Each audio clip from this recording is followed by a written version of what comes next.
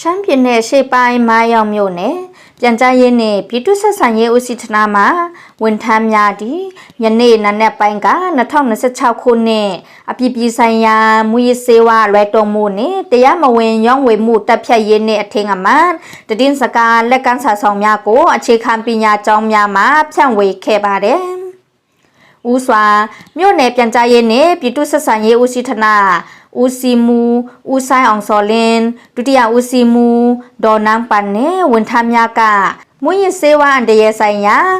တီကောင်းဆရာများကိုဟောပြောပြီးပြန်ကြားရေးနဲ့ပြည်သူ့ဆက်ဆံရေးဦးစီးဌာနရုံးချုပ်ကထုတ်ဝေသည့်2026ခုနှစ်အပြည်ပြည်ဆိုင်ရာမွေးရစေဝါလွှဲတော်မှုနှင့်တရားမဝင်ရောင်းဝယ်မှုတပ်ဖြတ်ရေးနှင့်အထင်အမှတ်တည်င်းစကားလက်ကမ်းစာဆောင်များကိုဖြန့်ဝေခဲ့ပါတယ်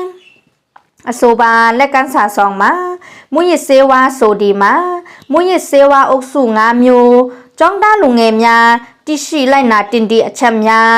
အစိုးကြော့ဆက်ဝင်းအစုံတက်ဖို့အုပ်စုဖိုက်မှုခင်းတိုက်ဖြတ်ဆို့အကြောင်းနဲ့ဝိုင်းဝန်းကာကွယ်မွေးရစေဝါအန်တရဲ့မွေးရအန်တရဲ့ပြည့်ရန်ဆွဲကာကွယ်တိုက်ဖြတ်လက်ချင်းဆက်ကပ္ပပြတနာမွေးရစေတကဘာလုံးကတိုက်ဖြတ်ပေးအနာဂတ်ပန်းများပွင့်လန်းဖို့မွေးရအန်တရဲ့ကာကွယ်ဆို့စသည်မွေးရစေဝါအန်တရဲ့ဆိုင်ရာအသိပညာပေးကပြာကတွင်းနဲ့ဆောင်ပုတ်များကိုဝေဝေဆာဆာထည့်သွင်းဖော်ပြထားကြောင်းသိရပါတယ်ရှင်